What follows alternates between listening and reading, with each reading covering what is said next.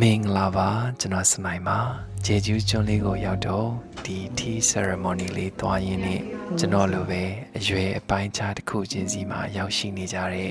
ညီကိုမောင်နှမတွေအတွက်ဒီ vlog လေးကိုတင်လိုက်တာဖြစ်ပါတယ်ကျွန်တော်အရွယ်တစ်ခုရှိခဲ့ပါတယ်ခီးတွေသွားပြီဆိုရင်အင်နိုင်ငံရဲ့နောက်ဆုံးဖွင့်တဲ့ club တို့နာမည်အကြီးဆုံးဘာတွေကတခုတို့ကိုအာဂျိုမန်တက်အပီးအပြင်ရွှိုင်းပြီးတော့သွားခဲ့တဲ့အရွယ်ပါခင်ဗျာ shopping တွေထွက်ရတာလဲအမောပါပဲ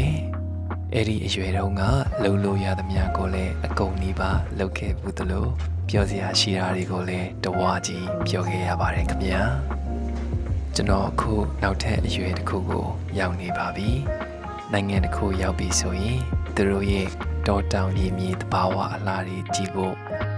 ပုံမှန်ခီးသွားတွေတိတ်ပြီးမသွားပြတဲ့နေရာတွေပို့ပြီးတော့သွားနိုင်ဖို့ဒေသခံတွေသွားတဲ့နေရာတွေစားတဲ့နေရာတွေကိုသူတို့ရဲ့ရိုးရာဓလေ့အနေလေးနဲ့ကိုယ်တိုင်အတွေ့အကြုံခံစားရဖို့အတွက်ပို့ပြီးတော့ဦးစားပေးပြလာခဲ့ပါတယ်ခင်ဗျာဒီလိုပြောလို့ရှေ့က club တွေပါးတွေသွားခဲ့တာမကောင်းဘူးလို့မဆိုလိုပါဘူးခင်ဗျာ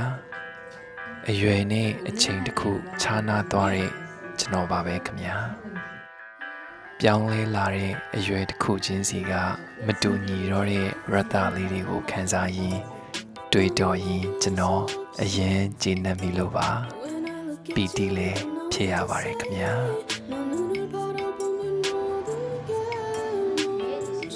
ဂျေဂျူးကျွန်းလေးကိုရောက်တော့ဒီ tea ceremony လေးသွားရင်းနဲ့ကျွန်တော်လိုပဲအရွယ်အပိုင်းခြားတစ်ခုချင်းစီမှာရောက်ရှိနေကြတဲ့ညီကိုမောင်နှမတွေအတွက်ဒီ vlog လေးကိုတင်လိုက်တာဖြစ်ပါတယ်ဘဝရဲ့မတူညီတဲ့ရတ္တတွေကိုခံစားရင်းတာယာပျော်ရွှင်တဲ့ကိုယ်ပိုင်ဘဝလေးကိုဘဝရဲ့အမြဲပြောင်းလဲနေတဲ့အရွယ်တစ်ခုချင်းစီကနေမတူညီတဲ့ရတ္တတွေကိုခံစားရင်းတာယာပျော်ရွှင်တဲ့ကိုယ်ပိုင်ဘဝလေးတွေကိုဖန်တီးပျော်ရွှင်နိုင်ကြပါစေခင်ဗျာ